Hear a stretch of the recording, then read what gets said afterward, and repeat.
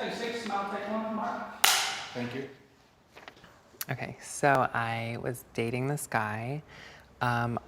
We started dating like around when I was like 15 or 16, and we met on MySpace. And we were like, he lived in Houston, Texas, I lived in San Diego, and we just became friends and then started doing a long distance relationship. I would go back there, he would come here. And after 2 years of being together, he moved out here with me, and I was still living with my mom at the time. And we moved up to LA so I could, I was working in the industry and it was just a safer place for me to be.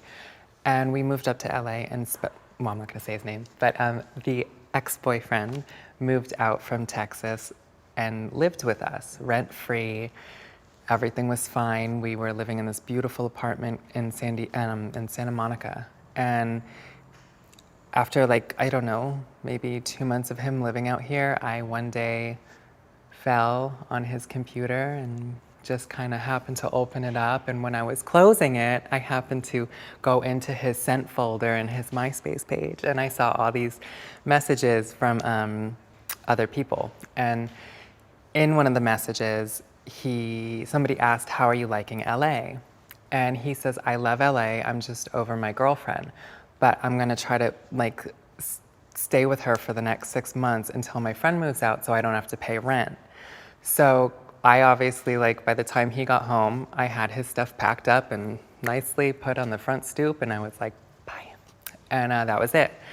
Then about, I don't know, 2 years go by, another 2 years go by, and he's now living back in Texas, and I don't really like communicate with him anymore. And it's my birthday, and I wake up to all these phone calls on my birthday, and I'm, stupid, naive me thinks everybody's wishing me a happy birthday.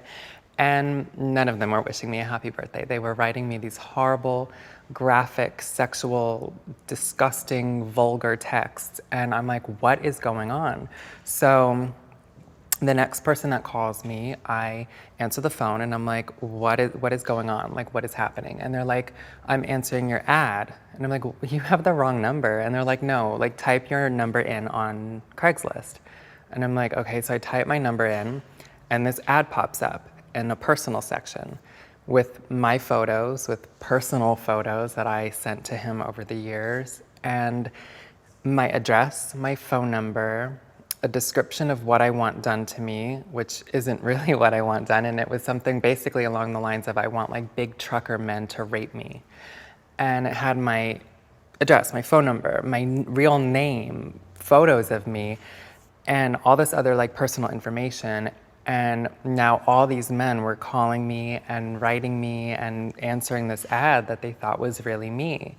So I didn't know at the moment who did that. And then I wrote Craigslist, and they were great. And they immediately pulled the ad down, and they sent me the IP address and the email address of the person who did it. And I was like, oh, you're dead. So the email address was a dummy email address, and then I tracked the IP address, and it goes straight to Houston, Texas. I'm like, you little shit. I knew it was him.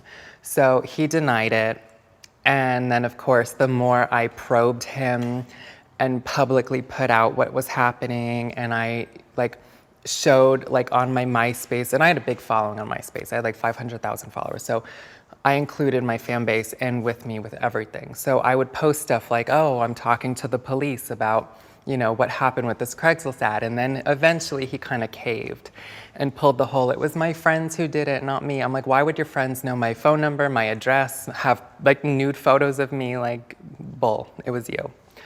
So that was that story. Yeah, so I clearly was terrified. I mean, here I am, I'm like 5 pounds wet, and I'm teeny, I'm whatever. And there's these men, and not just men, a specific kind of man that was required in that ad, we'll say. And they're writing me, and they have this rape fantasy with me in it. And like, aside from even just the sexual factor, there's other stuff about me that like, I am transgender, and if they found that out, that puts my life and my safety at risk. And at that point, I was still pre-op. Now I'm post-op, but at that point, it was a whole different ballgame for me. And it was truly terrifying. I had to move, I had to change all my information. I mean, it put me at risk, it put my mom at risk, it was scary. So he said things like, you know, he would post bulletins online and say that I was fake, that all my pictures were photoshopped, that he would announce that I was trans and he would out that to people. He, you know, would tell all my secrets that I told him to the public. And when you're in the public eye like that, those catch on like wildfire. And in the ad, he also said things like that I wanted to be raped, and that was a fetish of mine, which it's not, by the way, just for the record. And he would just say all these horrible things about me.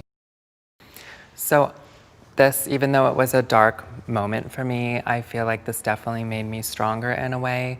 It did cause me to not trust people so much, which in turn kept me safer.